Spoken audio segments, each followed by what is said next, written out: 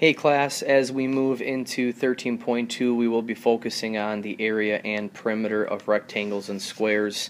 If you take a look at page 834, problem 1 talks about a rectangular rug. It says Tyson is currently creating a rectangular shaped rug. I think it looks absolutely beautiful. Great job, Tyson. Number 1 says one rectangular rug is 7 feet long and 3 feet wide. Draw a model on this rug on the grid shown. Each square on the grid represents a square that is 1 foot long and 1 foot wide. So go ahead and draw your model, and then when you're done with that, answer number 2 and number 3. Try to figure out what the area of the rug is and the perimeter of the rug, and explain how you came up with your answer. Here's what my model looks like for number 1. Yours might look a little different, just positioned somewhere else on the grid, but you have 3 feet by 7 feet. For number 2, the area would be 21 square feet. One way that you could come up with that is to count the number of squares that are inside of the rectangle, or you could multiply 7 times 3. For number 3, the perimeter of the rug should be 20 feet. Your explanation is just simply adding the lengths of the rectangle together, 7 plus 7 plus 3 plus 3 for your answer. If you take a look at the top of page 835 for number 4, it says 6 different rectangles are drawn on the grid below. The letters A through F name each rectangle. So what I want you to do for number 5 is each square on the grid represents a square that is 1 foot long and 1 foot wide.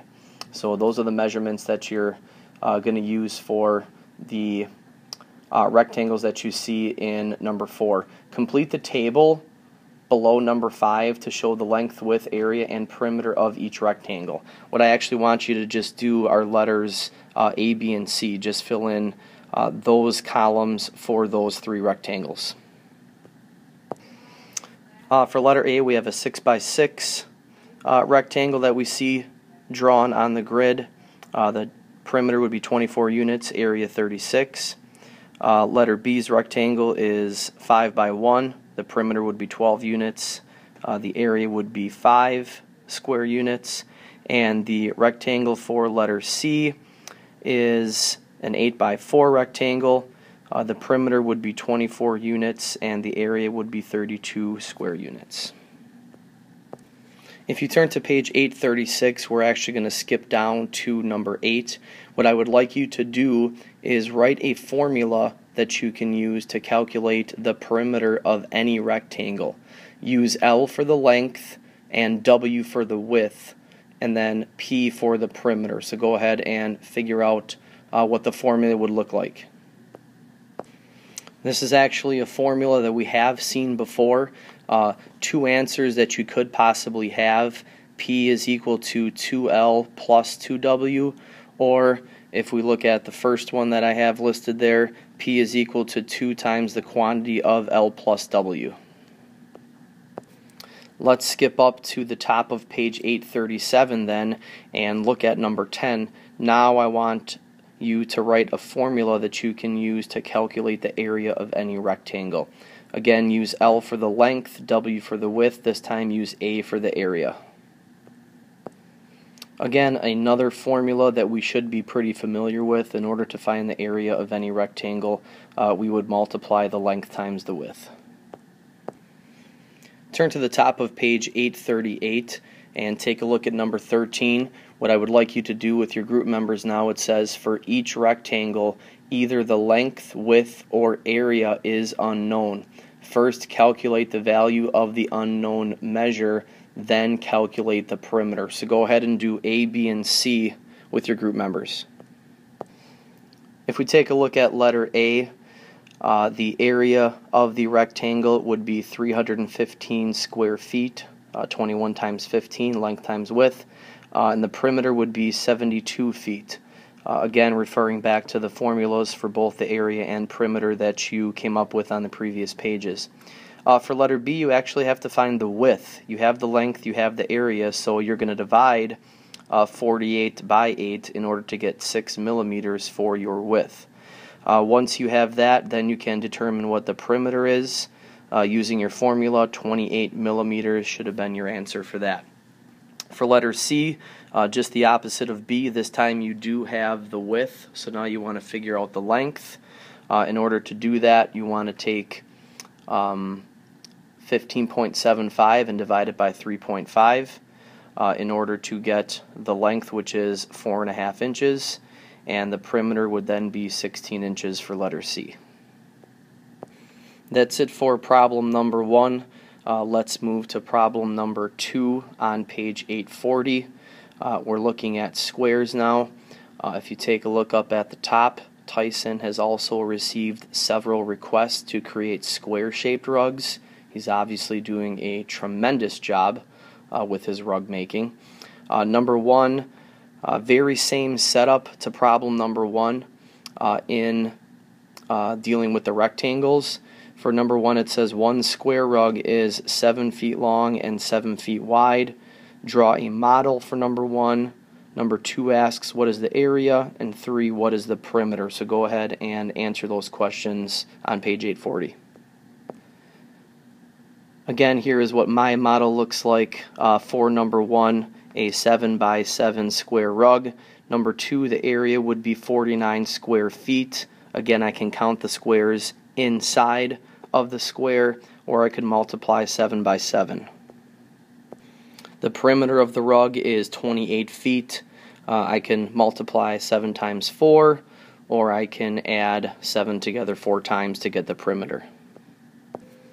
If you take a look at the top of page 841, again, number 4 and 5, very similar to what we saw in problem 1. Again, I just want you to focus on A, B, and C. Those squares from the grid that you see up at the top. Go ahead and complete the table for those 3 squares to show the length, width, area, and perimeter of each. Here is what your table should look like for squares A, B, and C. Square A, that was 6 by 6, 24 units for the perimeter, and 36 square units for the area. Square B was a 9 by 9 square, the perimeter 36, and the area 81 square units. And finally, square C was 4 by 4, 16 units for the perimeter, and also 16 square units for the area. Let's focus on number 7 and 9 on page 842. What I would like you to try and do is write a formula for number 7 to calculate the perimeter of any square. Use S for the side length of the square and P for the perimeter. And then number 9, write a formula that you can use to calculate the area of any square. Again, use S for the length of a side of the square and A for the area of the square. Here are what your 2 formulas should look like in order to find the perimeter.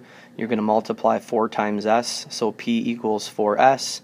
And for number 9, you're just going to multiply the 2 sides by each other, S times S or S squared, in order to find the area of a square. So A equals S times S or A equals S squared. Take a look at number 10 on the bottom of page 842. Again, very similar to what we did in problem number 1 with the rectangles. Calculate the value of the unknown side length, area, and perimeter in each square that is shown. So go ahead and do letter A and letter B. If you take a look at letter A, the area of that square would be 25 square centimeters, 5 times 5, and the perimeter would be 20 centimeters, 4 times 5. In letter B, now you have the area, so you have to try to figure out what times what is going to give you 169. 13 times 13 is 169, so the side, or S, would be equal to 13 feet. Once you know that, you are able to multiply that by 4 in order to find the perimeter, which would be 52 feet. That'll do it for problem number 2. Let's turn to page 844 and take a look at problem number 3. It says a carpeting company has been hired to install flooring on the first floor of a home. A diagram of this first floor is shown.